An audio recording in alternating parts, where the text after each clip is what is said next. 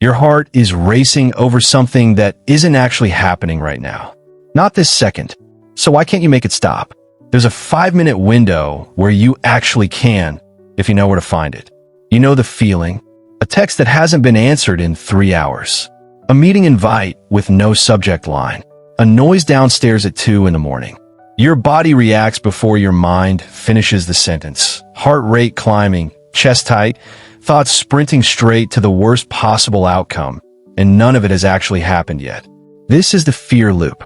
It doesn't wait for evidence. It runs the worst case on repeat until you either find proof it was wrong or you exhaust yourself into calm. Most people just wait it out.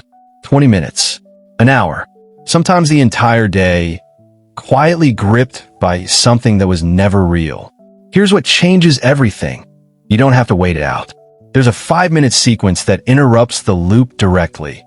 Not by ignoring the fear, but by giving your nervous system exactly what it's asking for, faster than it can keep asking. So why does the fear loop grip you before you've even confirmed anything is wrong? Because your body isn't actually reacting to the text, the noise, or the silence. It's reacting to uncertainty itself.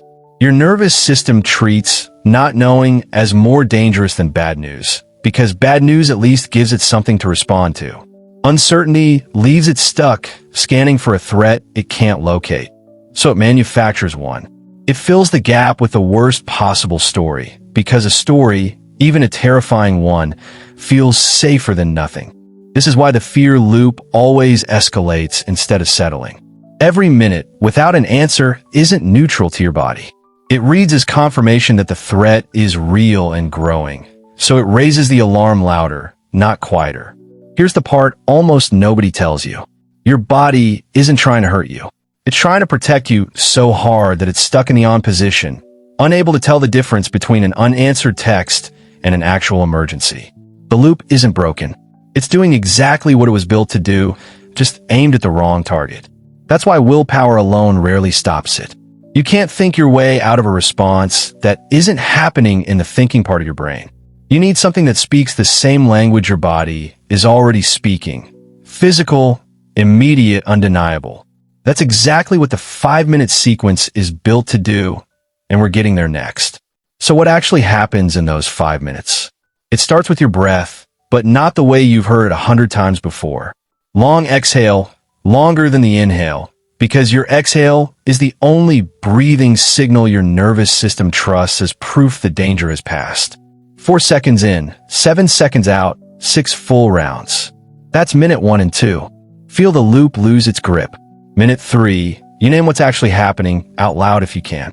Not, I'm fine, because your body doesn't believe that, and part of you knows it's a lie. Instead, my body thinks this is a threat. It isn't one. I am safe right now, in this exact moment. Specific. True. Present tense. Your nervous system responds to present tense truth, not future reassurance. Minute 4, you move. Not pacing, deliberate, weighted movement. Push against a wall for 10 seconds. Squeeze your hand into fists and release them 5 times slow. Your body needs to complete the stress response physically, or it stores the charge and hands it back to you later, usually at 2 a.m. Minute 5, you ask one question: what is the next smallest true action I can take? Not the whole problem solved. One action. Send the text. Close the laptop. Drink the water. The loop breaks the moment your body gets proof you're capable of acting, not just reacting. So why does this actually work when just waiting it out never does?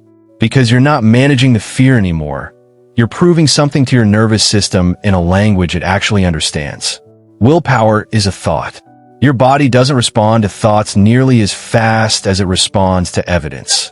Slower breath, present tense truth, physical release, and one completed action. 4 types of proof, back to back in 5 minutes. That's not a trick. That's your body confirming, through direct experience, that the danger has already passed. Most people skip straight to the thinking part, trying to reason their way out of spiral, and wonder why it doesn't work. It doesn't work because the fear loop was never a thinking problem in the first place. You cannot logic your way out of state your body is holding on to physically. You have to give the body something real before the mind will believe it. This is also why the order matters. Breath before naming. Naming before movement. Movement before action. Skip a step, and you're negotiating with a nervous system that hasn't been given permission to stand down yet. And here's the part worth remembering. The fear loop always finds a new trigger. A different text. A different silence. A different 2 a.m. noise. That's fine. You don't need a different technique for each one. You need the same 5 minutes, run the same way, every single time it shows up, because the loop doesn't change. Only the excuse does. So what actually changes once you've run this a few times? The first time, it'll feel forced. Counting breaths on purpose, saying a sentence out loud that feels a little strange, pushing against a wall like it's supposed to mean something. That's normal. Do it anyway. By the third or fourth time, something shifts. You start feeling the spike coming before it fully takes over, the tight chest, the racing thought, and instead of getting swept into it for an hour, you recognize it as the beginning of the loop, not an emergency. That recognition alone cuts the intensity in half before you've even started the 5 minutes. Eventually, you stop needing all 5 minutes. 2 rounds of breath and 1 true sentence is enough, because your nervous system has learned through repetition that you know how to bring it back down. That's the actual goal, not eliminating fear, because fear isn't the enemy here. The goal is closing the gap between the spike and your response to it, until that gap becomes seconds instead of hours. The loop was never proof something was wrong with you. It was proof your body needed a language it could actually trust. Now it has one. You came in asking why you can't just make the fear stop. You can't stop it from starting, but you now have the 5 minutes that ends it every time it shows up. If this is the first tool that's actually made sense to your body, not just your head, there's more coming. The next video breaks down why the loop always picks the worst moment to strike. Subscribe now, so it's ready before the next spike hits.